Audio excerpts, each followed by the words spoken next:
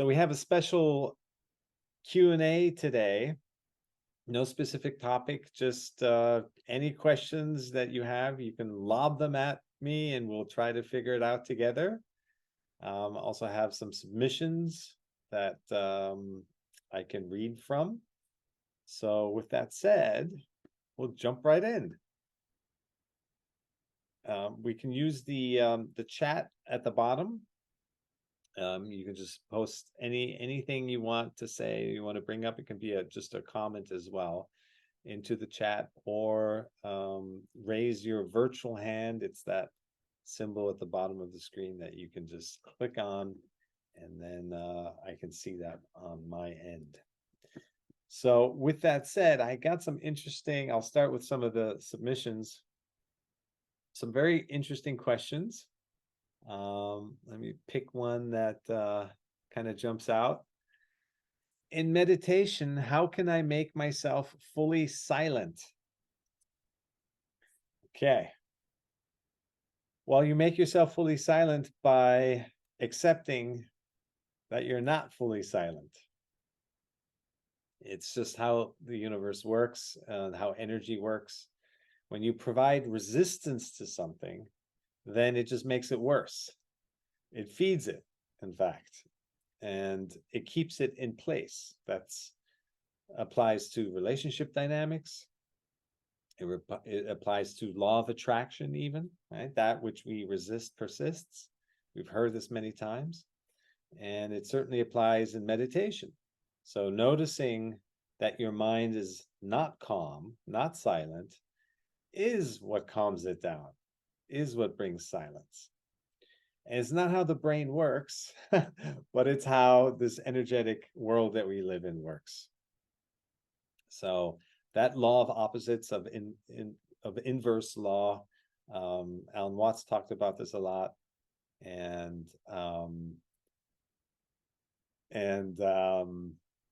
it's in all the the Buddhist fables and so forth. Let me check the chat here. Anton has something to say. Who is resisting and to what? Who are the parties involved? Well, that's a great question. It takes us pretty deep on this one, deeper than I thought we would go.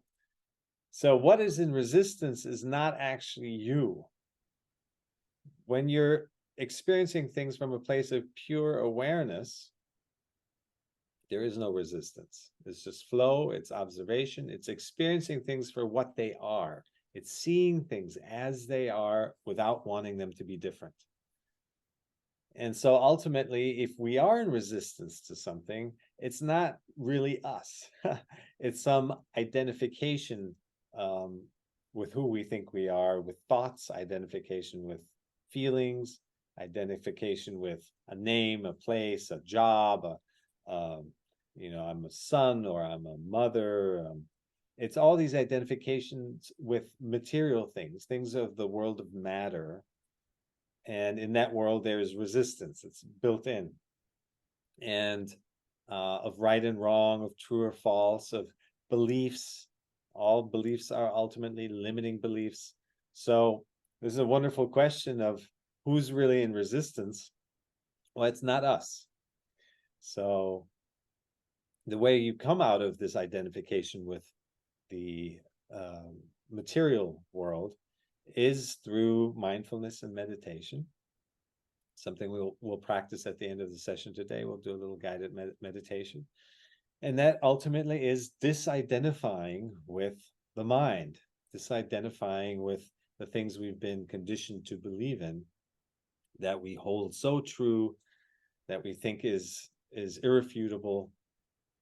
Well, nothing is irrefutable. Everything is in motion, everything is evolving, everything is always changing.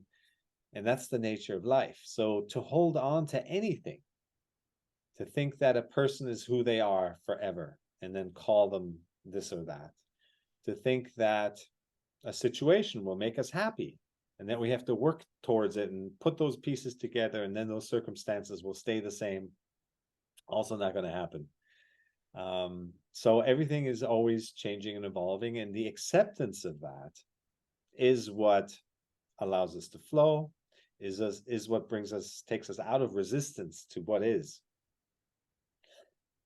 It's kind of a curious thing that we do anyways as a species, to be in resistance to something that already happened. It's already here, it already happened, it's kind of already in the past, and being in resistance to it is not going to change it. And we know that. No one can disagree with that. So even purely rationally, we're not talking some spiritual woo-woo here. It's like rationally, we know that being in resistance to something that's already here and gone is not going to change it. And we do it anyway. So it's just the mind. It's a control freak. It wants to always be right. It wants to know things and control things, even that are already in the past. So the more time we spend in this mind, this monkey mind, that is by many accounts antiquated, that is designed to solve problems of significant nature, such as survival. And since we're no longer in survival, it tends to just create problems, fake problems, look for problems, even if it has to reach into the past or project stuff into the future, loves to project into the future and create all kinds of problems. It's like an endless canvas. But the true source of resistance is when we're not being ourselves, when we want what already exists to be different. If we want somebody to be somebody they're not, that's what gets us into trouble. That's where we start to clash with their energy. And let me see, there's a follow-up. Can resistance be the right voice that we actually need to listen and not always let it go, like a correct voice? Good stuff. If resistance, and we're working with words here, and words are approximations, but let's kind of run with the definition of resistance. If resistance can emerge from your awareness of the situation, then it's appropriate. But it has to arise from the allowing and not from the wanting it to be different, if that makes sense. So if you want the situation, if your resistance comes first, right? If you're denying a situation from being the way it is, the isness of the situation, as Eckhart Tolle would say, then you're in trouble. Then this is kind of an artificial mental resistance. It's judgment. It's denying what's there, and that's not a healthy type of resistance. That just creates more friction and more frustration. But if you are observing the situation from a place of pure awareness, or as much awareness as possible, and you can see things as they are, which keeps you out of reactivity, which keeps you in a place of equanimity, of a calm mind, then in that calm state, you see more solutions, you see more options, and insights come to you. You're just open to receiving. It's an open energy to accept things as they are, to be curious about situations, to have a beginner's mindset, meaning you don't pretend that you already know the outcome or you don't know the solution, but that you're curious to see what's there and open to seeing what's there. Then insights tend to come to us from a deeper place. It's not a mental kind of evaluation. And those insights might include resistance, that in this instance, I need to push back. It's not a reactive pushing back. It's not a denying and not wanting the situation to be what it is, pushing back, but it's an accepting of the situation for what it is, and then taking what I call clear action. Clear because you're clear-headed, you have a bigger perspective on the situation, and you basically, you own the situation. You're bigger than the situation. The situation doesn't have you in its grip. That's when we're fearful and we're small. So great question. Yes, there is such thing as a healthy resistance, and an insightful and a wise resistance. And it has to emerge from a place of awareness and allowing and accepting of the situation first, And then whatever shows itself is the right way to do, right action, as the Buddhists call it. Very good. All right. Love these questions. Did that make sense? Did that resonate? Because that takes us to a great place, that there isn't, there's things that come out of judgment, and those very same actions could come from a place of being called to, that the situation wants us to act a certain way. And then it's a very different volition. So there's one example of the action being the same, such as a burglar breaks into a person's house and there's a fight that ensues and they stab you. So knife plunging into the flesh. And then a surgeon who, figuratively speaking, performs this exact same action of a knife plunging into the flesh. But the intention, the volition, is very different. So the action can be exactly the same, but the place from which it emerges from dictates whether or not A, it's going to be successful. B, if when we talk about karma, whether or not we're just continuing old patterns of stuck feelings and old behavior, or whether or not we're coming from a place of openness and actual solution orientedness. And the volition behind our actions is always what makes the difference. So, great question. In spite of trying hard, worrying kills the present moment state. Worrying has become the nature. Expecting from future is always a worry. Worrying does kill the present moment. And it's because we're taking ourselves out of the present moment. It's not so much that worrying in itself is this separate state from being present, but it is a drifting off usually into the future, and in that space there's there's room for worry. When you're truly present, there's literally not enough room for anxiety and fear and doubt and guilt and any of this noise that sets in when we start to drift away into past or future. You can try this out for yourself in just using your five senses. If you just acutely listen for something, a noise that's going around you, or even just listen to silence, there's a sound of silence. You cannot be anxious in that, because you can't hear something from the future. You can't hear something from the past. You can only hear a sound that's happening right now, which is presence. So when you're really tuned into your senses, your five senses, then you have to be present. And in that state of presence, that you only experience what you're experiencing. And to take this a step further, if you are aware that you're experiencing, then you're essentially what I call experiencing. And from that place, you are bigger than any situation. You become the container of life happening, of experiences entering your field of vision and then exiting again. And in that state, nothing can really rattle you, because you're just bigger than the situation. No situation can be bigger than you if you're aware of the situation. So your awareness is this container that is bigger than anything.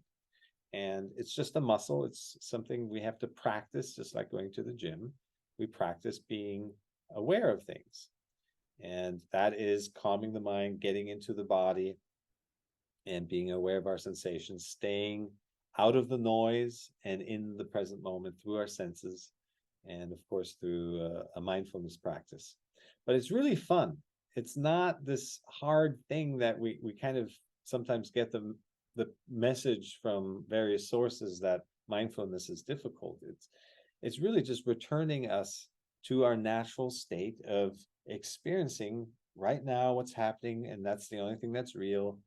And there's so much discovering that there's so much realness and aliveness That's really what we're seeking when we talk about being present and calming the mind. What we're seeking is the experience of our own aliveness. Joseph Campbell would call it the rapture of our aliveness, because there's a thrill in it. There's a thrill to be aware of your existence. It's crazy. I mean, it's just crazy that we're alive, that we exist, that we all have these personalities, and that we all have a blueprint that's so unique to us. And then the same situation resonates differently for each person. And to use that which resonates as our guidance system, as our GPS, it's there, it's built in, it's so simple. We don't have to figure things out ahead of time. We don't have to predict the future. We don't have to plan our whole life out ahead of living it. It's just that there's no fun in that either. And then we're just in resistance along the way because things are happening differently. It's absurd.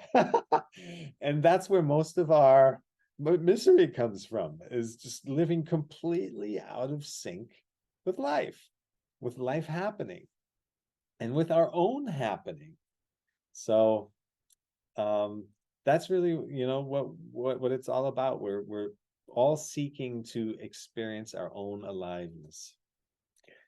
Great questions. I see some smiles. I hope that was entertaining. Okay, let me switch to another question here.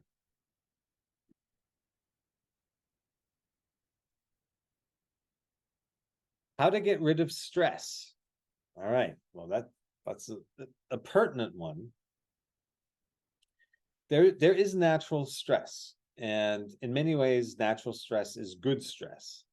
So when we are being asked to grow in whichever ways, physical, emotional, spiritual, if we are challenging ourselves to accomplish something and reach new, exceed our existing beliefs or limits, there's stress associated with that.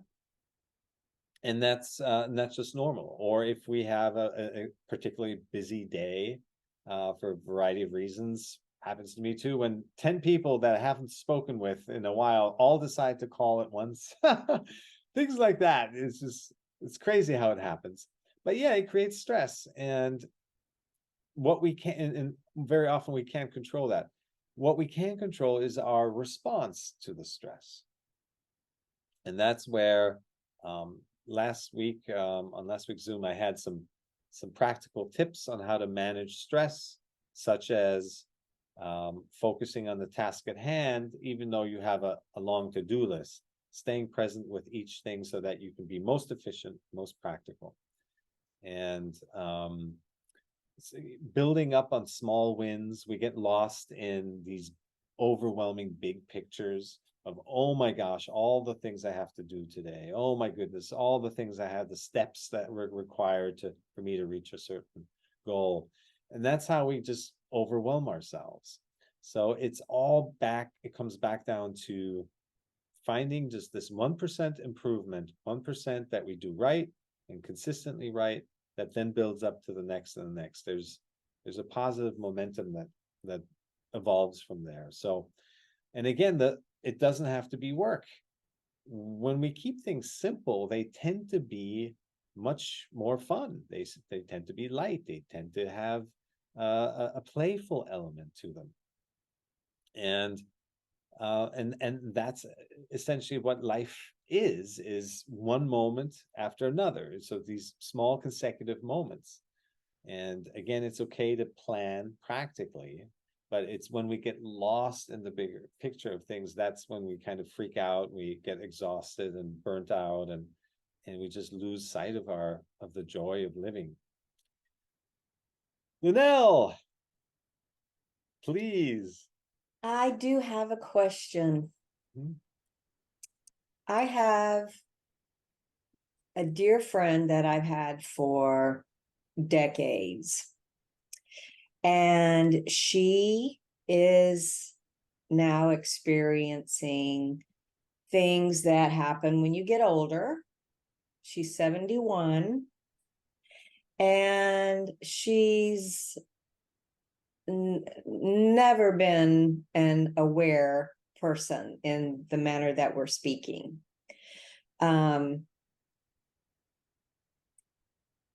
And I can see the things that are happening now, in large part, are happening because of the lack of awareness and the continuing to try to manage the situation. And it seems to be compounding. And I know awareness, just slowing down, would help her immensely. It's very difficult to speak to her about it. I have tried. And to her, she says, well, I do go sit out by the pool and think, you know. So how can I introduce this kind of practice in a way that doesn't sound like I'm either criticizing her or, I don't know. I just want to help her. Yeah. So it's super kind that you want to help her and ease some of that struggle that we see in others that lack some of that awareness. The best way is to focus them on their feelings. What are they feeling? Feeling is another thing, like we talked about a moment ago, that pulls you into presence automatically. You can't feel something that isn't there, nor can you feel something that hasn't yet happened. And it's a beautiful way to start a conversation, is tell me about your feelings and where do you feel it in your body in particular. Yeah. And that will pull them into presence immediately, and you're showing concern, you're not lecturing or anything like that. And there's care and support, and emotions tend to then start to flow and open up. The heart space opens up, and it's always just a great a great friend that you are, that will ask, tell me about your feelings. And that can be at any moment. It's even sitting at the pool is like, what are you hearing? Birds chirping, or how's the water? Focus them on how blue the water in the pool is. Yeah. It's these little things, right? But that's really Yeah. how simple it is. Simple presence. Okay.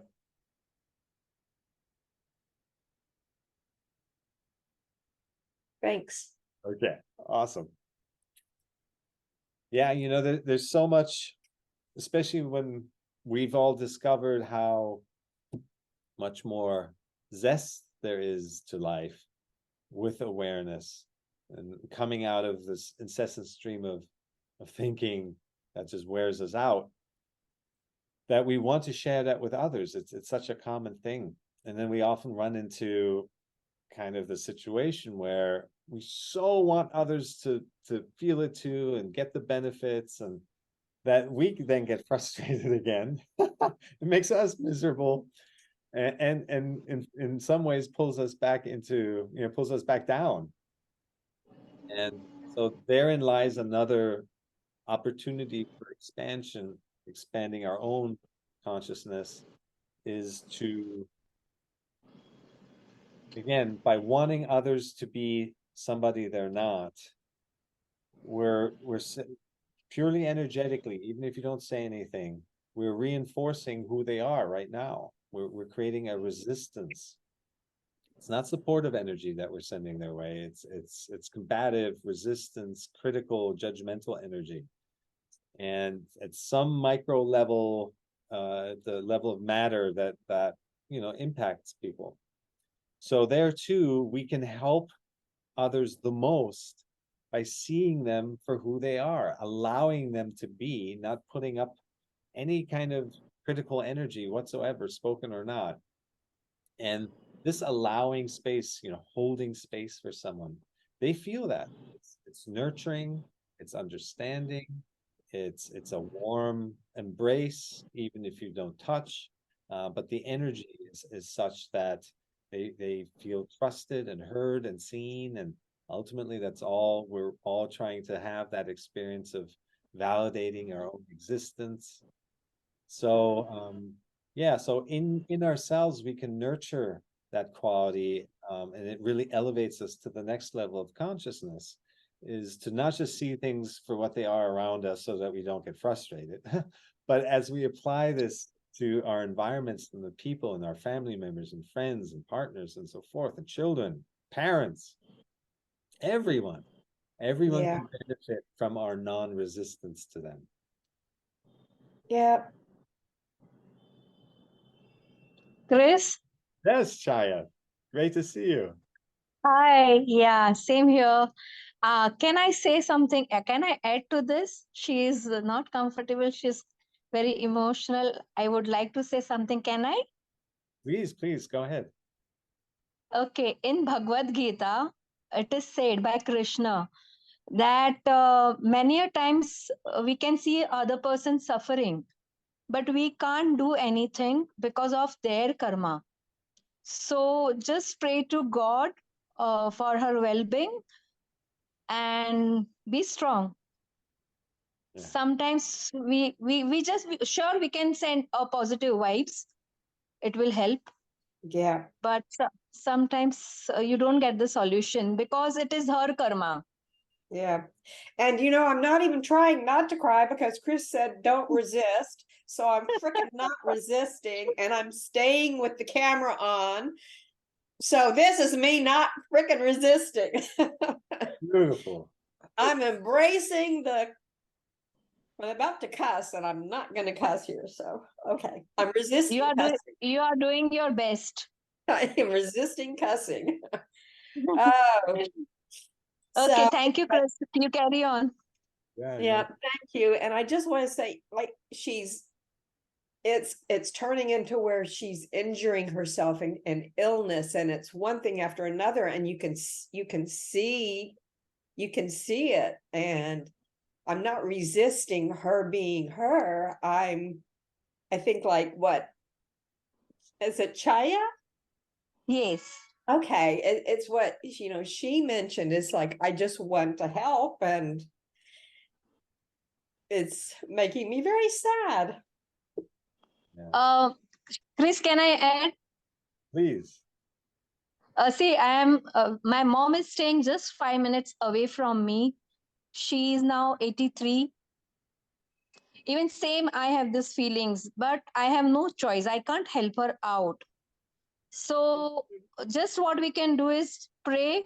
Only what I want to say is that it is karma, whatever she must have gone through or whatever she is going through, trust God. God is always there. So she will be taken care of. Mm-hmm. There is Almighty always. Thank you. So be positive and be strong. Chris, please carry on. Yes, Yes, absolutely. Chris, carry on. Next. Thank you. And by the way, so Shai, you mentioned some key words in there of we're all always doing our best. Everyone Yes. is doing their best. There is no other way. If we knew to do it differently, we would. So it's so easy to get self-critical and self-judgmental and 2020 hindsight, think we could have done something better or helped somebody else out more. We're all always doing our best to the best of our ability, and there's a peace that can be found in that. And of course, we're still growing, we're all still evolving, it never ends. As long as we're certainly in this dimension, we're meant to grow. Life won't leave us alone, it won't let us just stay small and anxious and afraid and limited. It will force us to grow, because that's our purpose, is to return to our wholeness, but with the wisdom of the journey. So. Okay. Oh, thank you, Mariam. Okay, let's see what else we got. Well, here's one. How do we change other people?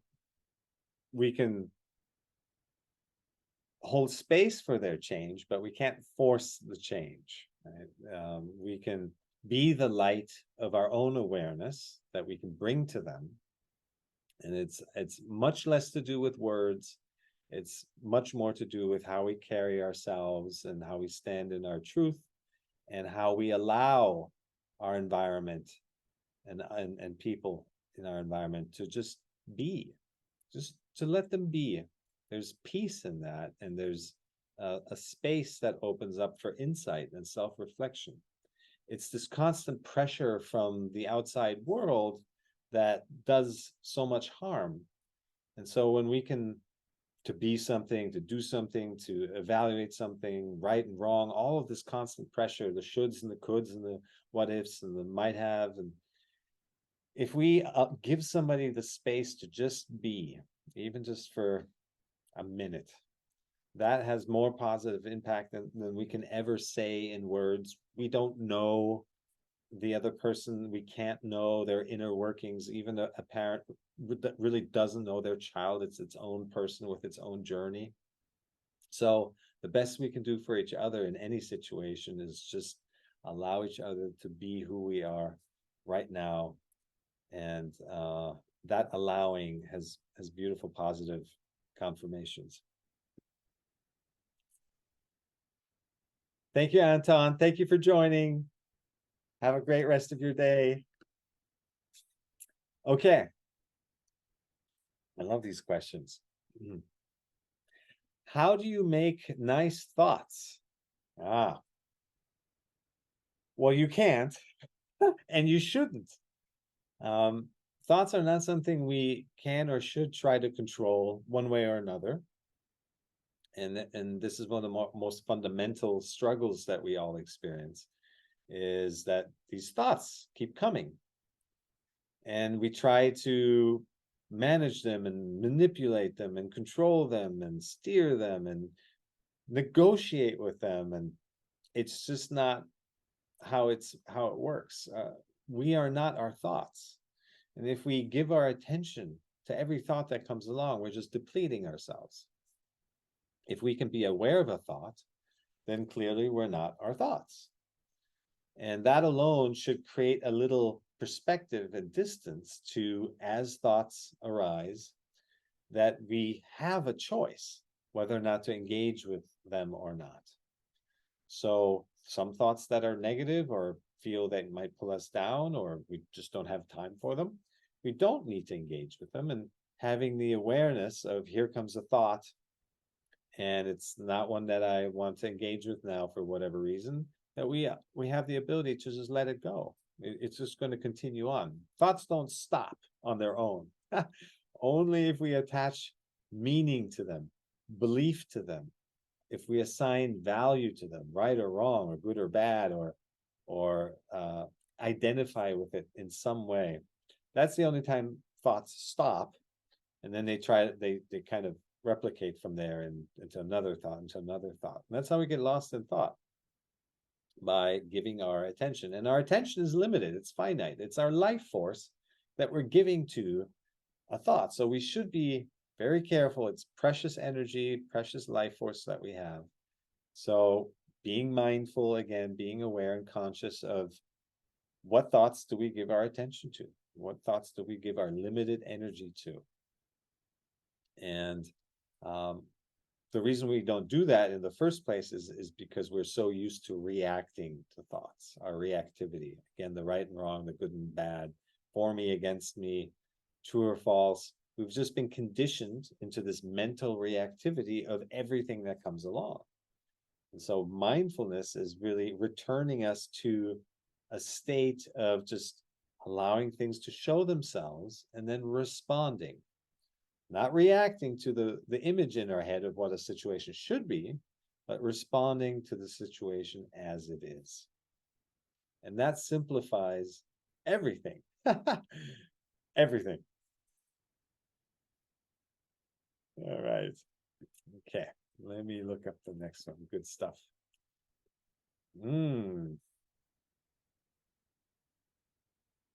Why do toxic people make you feel anxious and on edge? Well, it's your wisdom that's telling you that there's a clash in energies. There's a toxic energy coming from the other person. And again, the challenge becomes not to react to that, but to take clear action, which starts with seeing it as it is, not being in resistance to it, not wanting that person to go away from me. That doesn't change how you respond to them. So finding a way to stay out of reactivity, noticing, okay, I'm feeling the toxicity in my stomach or in my chest. Sometimes when you You feel it in one of those two places because there's a lot of emotions there, or your heart space. But it could be anywhere. It could be a headache. And so noticing that will keep you out of reactivity. When you notice the effect that toxic energy has on you, that noticing means you're not identified with it. If you identify with it, then you push back, you resist, and that's when energies clash and you get into an energetic struggle or fight, figuratively or even physically. So the key is to allow this toxic energy to inform your actions, meaning you notice the effect it has on you and on your body by noticing where it shows up. The noticing is what keeps you out of reactivity. You keep a cool and calm head, and then you can take action. And that might be whatever, again, you're by staying calm in your head, you're staying connected to your inner wisdom, your inner voice. And that may be just walk away, maybe say something, set boundaries. It may be taking action in some other way. You won't know till you get there, which is the beautiful thing. Again, we don't have to stress about any situation ever. We just have to trust ourselves, and it's so easy once you realize it once or twice, is that we have everything we need to respond to the situation as it is right now. And then we don't need to stress about the future of what might happen when something, if this happens or that happens. Well, if it happens, then you will recognize it and see it in its detail for what it is. And then the solution will show itself. And we can't predict situations anyway. There's too much energy in the world, too many factors, dynamics involved. Just stay open and curious, and see, maybe this toxic person just had a really, really bad day. And instead of imprinting that labeling, judging them, that this is who they are from now on, maybe there's an opportunity to see for what it is today, but then give them another chance next time, because you're not so caught up in your reaction to their toxicity that you will just label them as something, being someone forever. So there's no breathing room in the whole situation when you maintain a cool head. Again, not by wanting to force yourself to stay calm and cool, but by allowing the energy that's coming at you to essentially go through you, make you feel what you need to feel so that you're informed, but don't fight it, don't resist it. So it's all kind of everything about smooth living and being in the flow. It's connected to resistance, about deepening ourselves, our own acceptance of ourselves. It's connected to resistance. And so coming out of resistance to things, ultimately that's what presence is, to be in non-resistance to what is right now. And that's where life is happening. And that's really where the miracle is, and the ease and the joy and the deepening, and sometimes tough lessons. It's okay. Growth is uncomfortable, and that's the nature of it. But we're here to grow. So again, accepting and not being in resistance to that is the best way for an expansive and a joyful life. All right. Let me see how we are on time here. Ooh. One or two more questions before we do a meditation? Yes? Okay. All right, see what we got here. Why does my boyfriend comment negatively on my clothes, the way I behave, etc.? Well, we've touched on this in the way that wanting somebody to be somebody they're not is uncomfortable. In this case, it's the receiving party, right? We're looking at it from the receiving end of things. Prior to that, we were talking about the effect of being the judger and being the controller. Now that question kind of illuminates, it puts us in the shoes of the receiving side, and how uncomfortable that is. And we feel controlled and steered and manipulated, and in varying degrees. And if you've ever tried to change somebody, or even well-meaning advice, Linnell, with your friend, there's resistance that comes up. It's again this inverse law. By wanting something, the opposite happens. By allowing what is, then there's space for things to happen that are not a result of our a resistance to things as they are.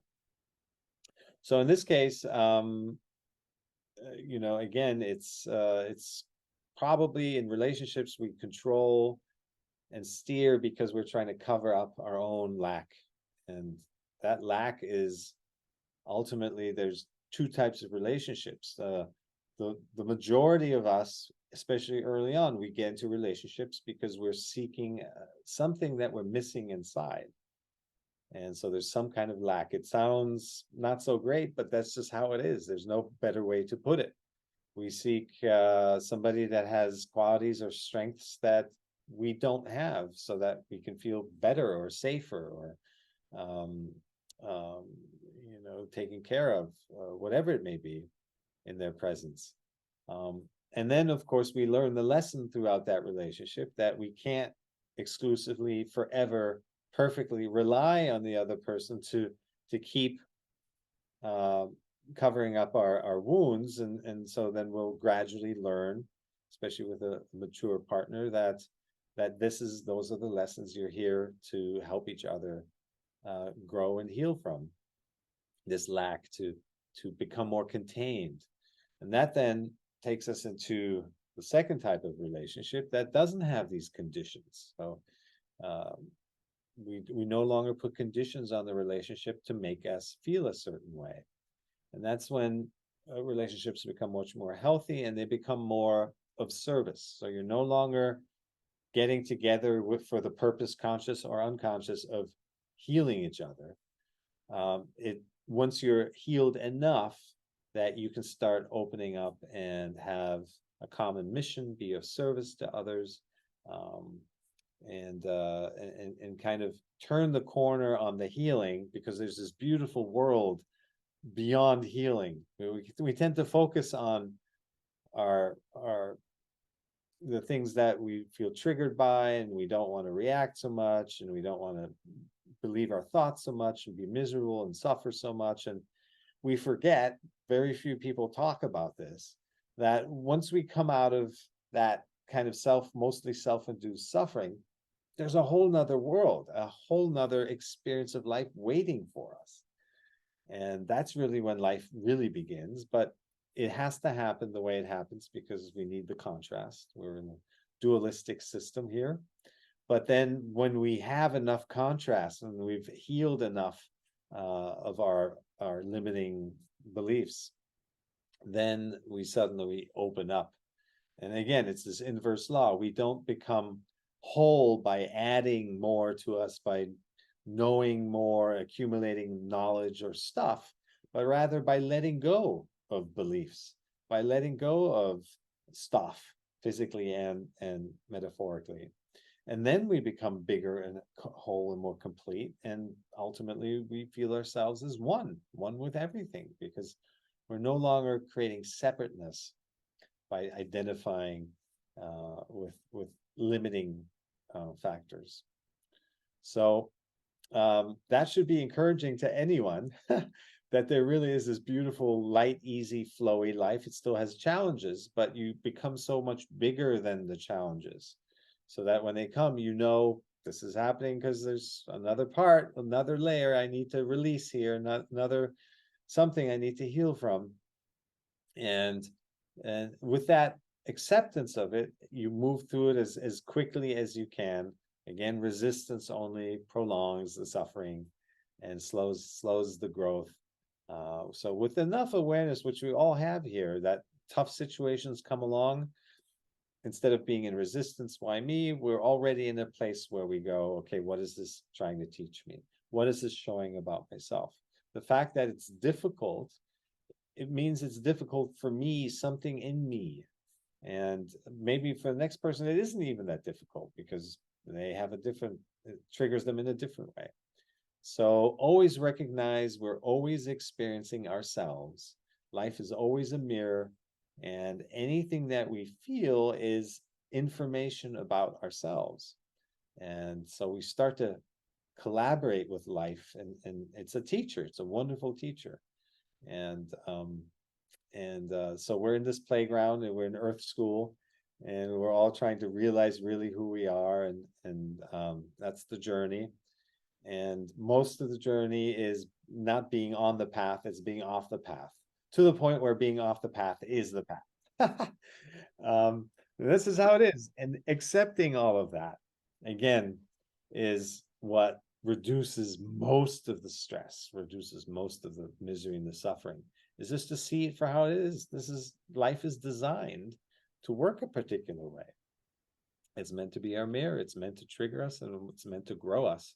So the more we start working with it in tandem, in collaboration, the more we actually start to align with what life is supposed to be, and we don't complain that it's this figment of like, it should be, we should just be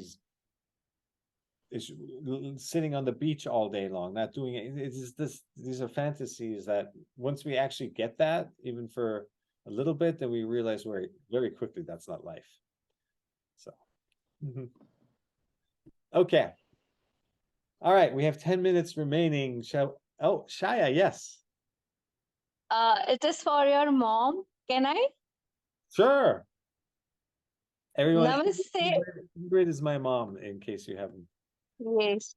Namaste. Accept my namaste. I just want to say that thank you so much to give us Chris.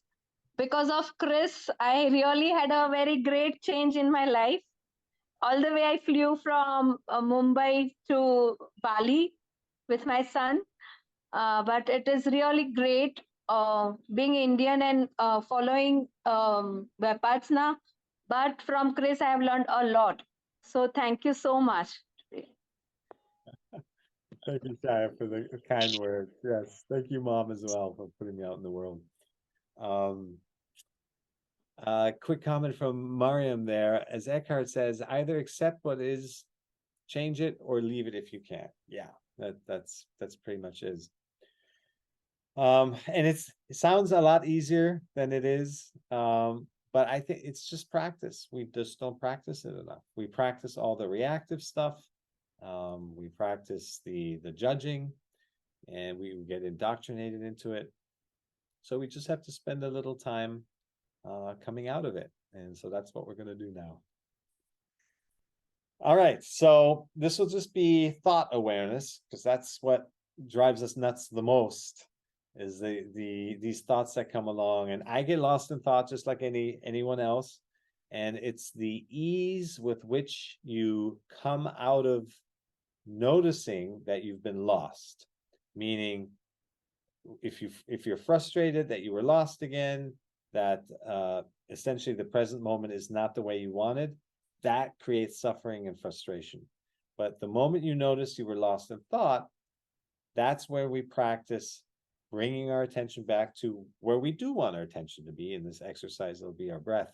But in everyday life, it would be taking action to create the situation that you do want, that does resonate. And it's really just the path of least resistance. That's all we're talking about. It's just not wasting any energy on resisting what is, noticing that our mind has drifted, but accepting it, seeing it for what it is, and then as swiftly as possible, making a change, refocusing our attention to where we want it to be. And so we're practicing the microcosm here of what hundreds and hundreds of situations happen all day long, where we notice something isn't running or going the way we want it to, and we judge the situation or judge ourselves for it. All of that really doesn't help. But we're practicing here how we can learn to really see things and accept things, and not be in resistance and not be in judgment, and just to notice, okay, it is what it is, and now we're going to take action. So with that said, get a comfortable position with our eyes and mouth closed. Let's focus on the incoming and outgoing breath at the entrance of our nostrils.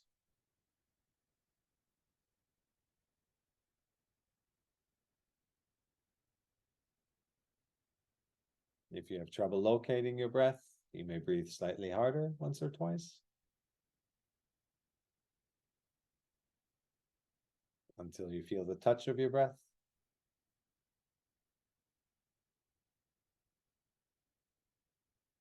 And then return to natural breath, normal breath.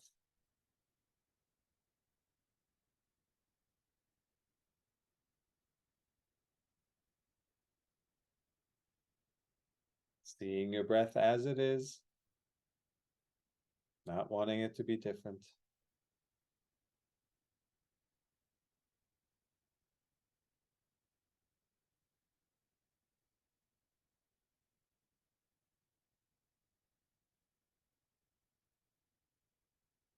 Let the detail of your breath pull you in closer.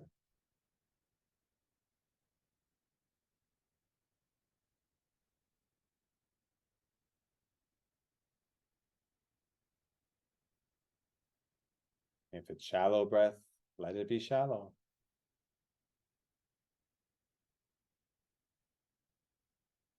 If it's deep breath, let it be deep.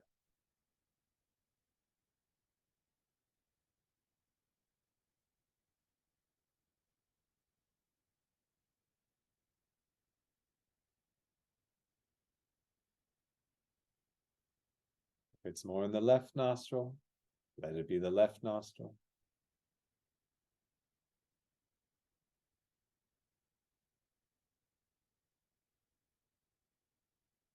If it's more in the right nostril, let it be the right nostril.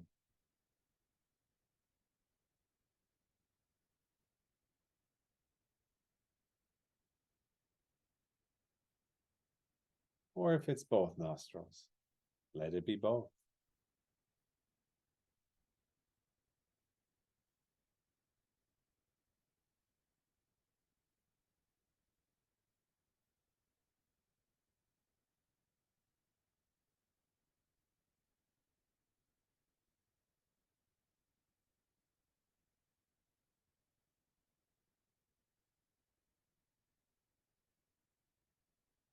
Notice the temperature of the incoming breath.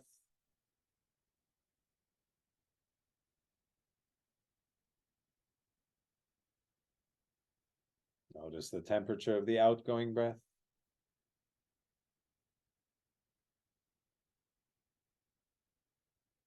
Notice if there's a difference.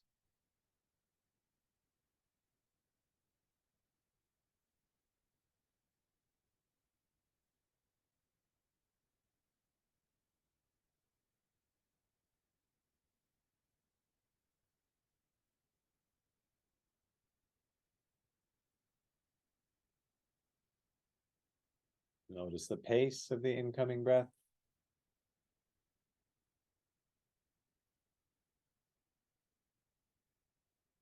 Notice the pace of the outgoing breath.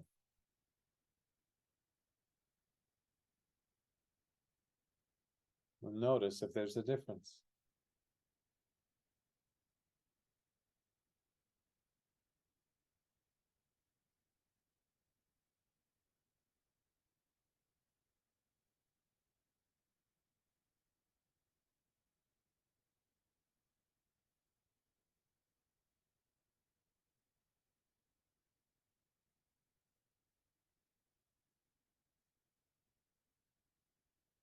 And whenever you find that your mind has wandered, simply notice it. And with little frustration as possible, return your attention back to the incoming and outgoing breath at the entrance of your nostrils.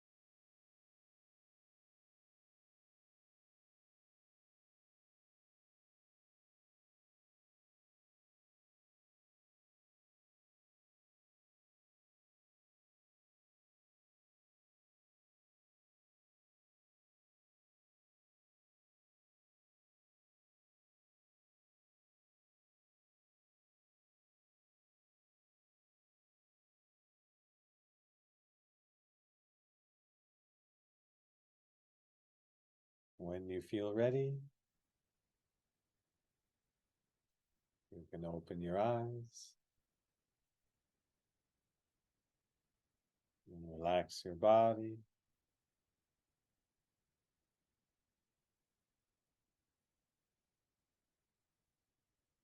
Notice your environment.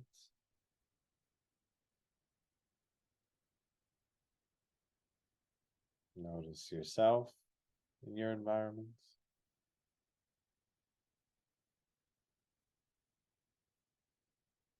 Notice the energy in your body.